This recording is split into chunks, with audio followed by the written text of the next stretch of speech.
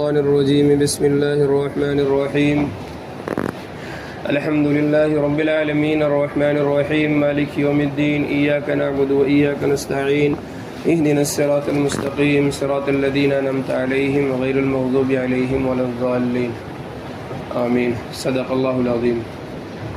رات جو تراویح کے اندر قرآن پاک تلاوت کی گئی ہے وہ 1.5 پارہ تلاوت کی گئی ہے۔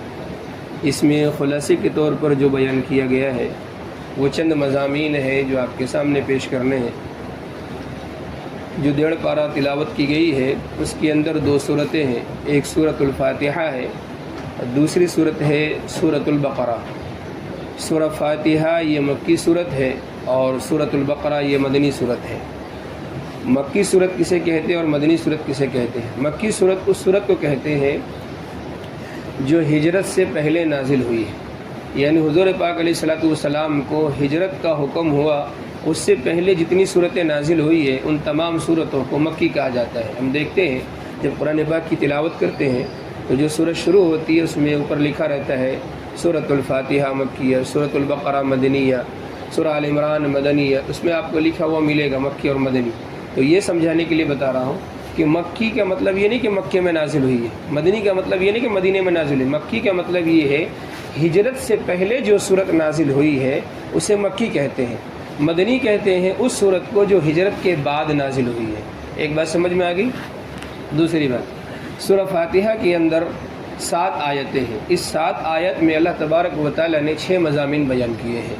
پہلا مضمون یہ بیان کیا ہے کہ اللہ تبارک و تعالیٰ نے توحید کو بیان کیا، اس کے بعد دوسرا مضمون یہ بیان کیا آخرت کو بیان کیا، تیسرا مضمون یہ بیان کیا کہ ہم دعا کس طرح سے مانگیں، دعا کا طریقہ سکھایا گیا، چوتھا مضمون یہ بیان کیا گیا کہ چوتھا مضمون رسالت پر بیان کیا گیا، پانچواں مضمون یہ ہے کہ کون لوگ کامیاب ہے، چھٹا مضمون یہ بیان کیا گیا اور کون لوگ مبغوض ہے، اس سے پناہ مانگی گئی ہے۔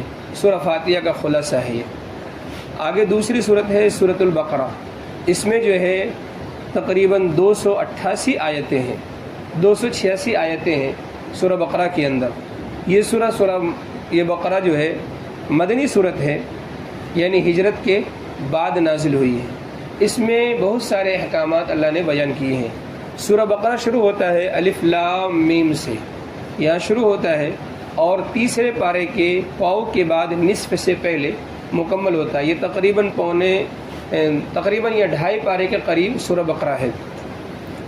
اس پارے کے اندر اللہ تبارک و تعالیٰ نے پہلا مضمون یہ بیان کیا قرآن کی حقانیت کا، اس کے بعد یہاں سے لے کر 2 رکوع تک انسان کے 3 حالات بیان کیے۔ انسان 3 طرح کے ہوتے ہیں۔ ایک انسان وہ ہوتا ہے جو اللہ کا فرما بردار ہوتا ہے، ایک انسان وہ ہوتا ہے جو اللہ کا نافرمان ہوتا ہے۔ انسان نافرمان جو ہوتا ہے اس کی 2 قسمیں بیان کی۔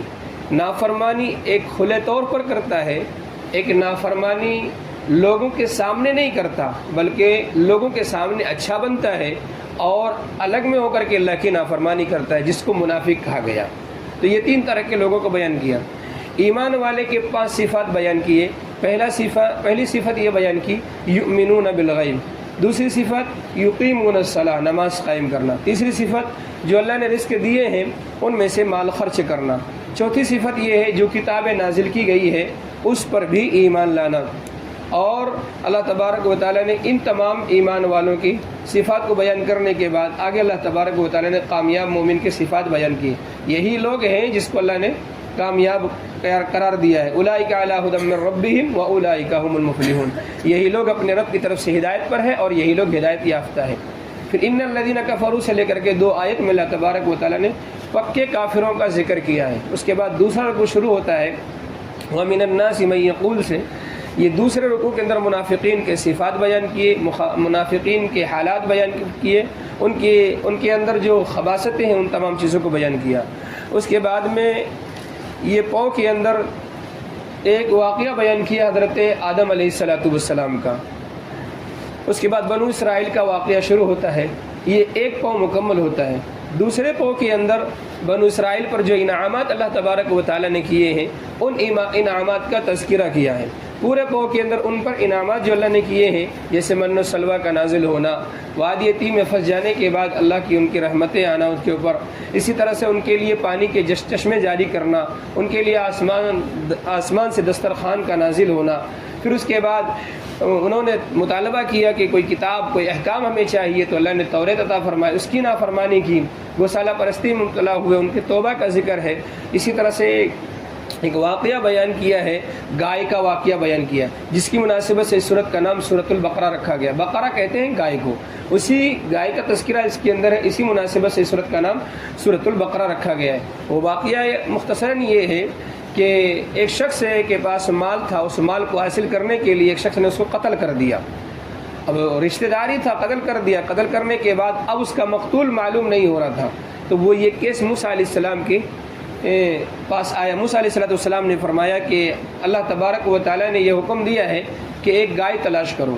اب جب گائے کا ذکر کیا تو انہوں نے سوال کرنا شروع کر دیا، گائے کیسی ہونی چاہیے، رنگ کیسا ہو، دیکھنے میں کیسے لگے، یعنی جتنا سوال کرتے گئے اللہ نے اس کی کلر بدلتے بدلتے یہاں تک پہنچا دیا کہ اسی لیے کہا گیا کہ سوال پر سوال نہیں کرنا چاہیے ورنہ احکامات بدل جاتے ہیں۔ بنو اسرائیل سے کہا کہ گائے قربانی کر دو، کوئی سا بھی گائے قربان کر دیتے ہو جاتا۔ اس نے پوچھ لیا کیسی گائے ہونی چاہیے، اب گائے کا تذکرہ دیا، رنگ ایسا ہونا چاہیے، ایسی ہونی چاہیے، جوان ہونی چاہیے، کوئی کام نہ کی ہو، ایسی گائے ہونی چاہیے، یعنی ایسے صفات کی گائے۔ اس پورے شہر میں ایک ہی گائے ملی انہیں، اور جب انہیں لینے کے لیے گئے تو گائے والے نے، وہ غریب تھا، اس نے کہا کہ میں اس وقت دوں گا ایک طرف یہ گائے کا بچڑا ہوگا اور ایک طرف جتنے سونے چاندی تمہارے پاس ہے نا وہ ایک طرف رکھو تب میں دوں گا۔ اب لامحالہ اسے چونکہ ان کو معلوم کرنا تھا، وہ سارا سونا دے کر کے اس نے وہ خرید لیا، تو اسی گائے کا تذکرہ کیا۔ پھر اس گائے کو ذبح کیا گیا، گائے کو ذبح کرنے کے بعد اس کی ایک بوٹی نکال کر وہ جو مردہ تھا جس کو قتل کیا گیا اس کے اوپر رکھا گیا، وہ زندہ ہوا، اس نے اپنے مقتول کا نام بتایا، اس نے مجھے قتل کیا، پھر وہ مر گیا۔ کہا کہ سمجھ میں آ گیا کہ اس نے اس کو قتل کیا ہے، اسی کا تذکرہ ہے۔ اس کے بعد دوسرا آدھا پارہ جب شروع ہوتا ہے، پھر وہاں سے بنو اسرائیل کو چند نصیحتیں کی جاتی ہے جو عام طور پر ہمیں بھی اور آپ کو بھی کی ہے، جیسے والدین کے حقوق ادا کرنا، نماز قائم کرنا، رشتہ داروں کا حقوق ادا کرنا، ان تمام چیزوں کا احکام جو اللہ نے بنو اسرائیل کو بھی دیے ہیں اور ایمان والوں کو بھی دیا ہے۔ پھر آگے چل کر کے اسی پاؤ کے آخر میں حضرت سلیمان علیہ السلام کا واقعہ بیان کیا، ہاروت اور ماروت کا قصہ بیان کیا، جادو کے احکام بیان کیے۔ پھر اس کے بعد قرآنی احکام کے متعلق بیان کیا اس پاؤ کے آخر میں، یعنی تیسرے پاؤ میں، کہ اللہ تبارک و تعالیٰ کو احکام نازل کرتے ہیں، اس کے جب اس کو منسوخ کر دیتے ہیں اس سے بہتر کوئی آیت اور نازل کر دیتے ہیں۔ آخری پاؤ کے اندر اللہ تبارک و تعالیٰ نے یہود اور نصارہ کے احوال بیان کیے ہیں، ان کے جھگڑوں کو بیان کیا ہے۔ پھر آگے چل کر کے حضرت ابراہیم علیہ السلام کا واقعہ بیان کیا اور مکے کی اثر نو تعمیر کرنے کا واقعہ بیان ہوا ہے۔ پھر آخر یعنی اس پاؤ کے بالکل آخر میں پارہ نمبر 1 جہاں مکمل ہوتا ہے اس کے آخر میں حضرت یعقوب علیہ السلام کی آخری وصیت بیان کی ہے۔ وہ آخری وصیت کیا ہے کہ حضرت یعقوب علیہ السلام کی موت کا جب وقت قریب آیا تو حضرت یعقوب علیہ السلام نے اپنے تمام بیٹوں کو بلایا۔ حضرت یعقوب علیہ السلام کی 11 اولادیں تھیں، یوسف علیہ السلام ملا کر کے 11 اولادیں تھیں، تو وہ سب بھائیوں کو بلایا، یعنی یوسف ملا کر کے 12 تھے، یوسف ملا کر کے 12 تھے۔ یعقوب علیہ السلام نے ان تمام بھائیوں کو، تمام بیٹوں کو بلایا اور اسے ایک عہد و پیمان لیا، اے میرے بیٹے بتاؤ، یا بنی ان اللہ اصطفی لکم الدین فلا تموتن الا وانتم مسلمون۔ اللہ فرماتے ام کنتم شہداء اذ حضر یعقوب الموت، کیا تم اس وقت وہاں موجود تھے جب یعقوب علیہ السلام کو موت آ رہی تھی؟ اذ قال لبنیہ ما تعبدون من بعدی، جب یعقوب علیہ السلام نے اپنے بیٹے سے کہا اے میرے بیٹے میرے بعد تم کس کی عبادت کرو گے، یعنی اب میرا وقت آخر آ گیا ہے، میرے جانے کا وقت آ گیا، فرشتہ آنے والا ہے، اب میں جانے والا ہوں، میں مرنے والا ہوں، میرے مرنے کے بعد تم کس دین پر رہو گے۔ یہ آیت ہمیں بتاتی ہے کہ اولاد کی تربیت ماں باپ کہاں تک کرے۔ ماں باپ کے ذمے ہے کہ اولاد کی تربیت اپنے مرتے دم تک کرتے رہے، اس کی آخرت کی فکر کرے۔ ہاں جس طرح اپنی اولاد کی ہم دنیا کی فکر کرتے ہیں کہ اچھا ایجوکیشن ہو، اچھی تعلیم ہو، دنیا کے اعتبار سے ہم اسے اچھا بنانا چاہتے ہیں، ڈاکٹر، انجینئر، وکیل، جج بنانا چاہتے ہیں، تو کم سے کم دین کی اتنی سوجھ بوجھ تو آنی چاہیے انہیں، اتنی معلومات تو انہیں فراہم کریں جس سے ان کے قرآن صحیح ہو سکے، ان کو نماز پڑھنا آ سکے، نماز کے مسائل معلوم ہو، روزے کے مسائل معلوم ہو، شادی بیاہ کے مسائل معلوم ہو۔ تاکہ وہ اس دیواجی زندگی کو سکون کے ساتھ گزار سکے. اتنے مسائل تو انہیں سکھانے چاہیے، کم سے کم اتنی دینی باتیں انہیں تعلیم دینا یہ ماں باپ کا فرض بنتا ہے. تو حضرت یعقوب علیہ السلام کے متعلق بیان کیا اپنے بیٹوں سے یاد لے رہے کہ میرے بعد کس دین پر رہو گے.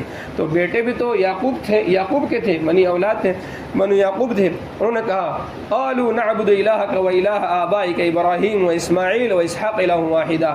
اے ہمارے والد، ہم آپ کے باپ دادا حضرت ابراہیم، اسماعیل، اسحاق جس دین پر تھے اور آپ جس دین پر ہیں نا، ہم اسی دین پر رہیں گے. مطلب کہ آپ مسلمان تھے، ہم بھی مسلمان رہیں گے. معلوم یہ ہوا کہ ہم اپنی اولاد کی ایسی تربیت کریں تاکہ ہمارے مرنے کے بعد ہمیں اعتماد ہو کہ یہ اولاد مرتد نہ ہوگی. آج ارتداد کا دور اتنا چلا ہوا ہے، اسکول، کالجز اور ٹیوشن وغیرہ میں ہمارے ذہنوں کو اتنا موٹیویٹ کیا جاتا ہے، اتنا ذہنوں کو واش کیا جاتا ہے کہ اسلام سے لوگ نفرت کرنے لگے ہیں. حالانکہ اسلام محبت سکھاتا ہے، پیار سکھاتا ہے. اس کے بعد دوسرا پارہ شروع ہوتا ہے. دوسرے پارے کے اندر اللہ تبارک و تعالیٰ نے سب سے پہلے جو ہے قبلے کے احکام بیان کیے ہیں، پھر اس کے بعد میں حج کے احکام بیان کیے، عمرے کے احکام بیان کیے ہیں، پھر آگے چل کر کے کیا چیزیں حرام ہیں، کیا چیزیں حلال ہیں، ان کو بیان کیا ہے.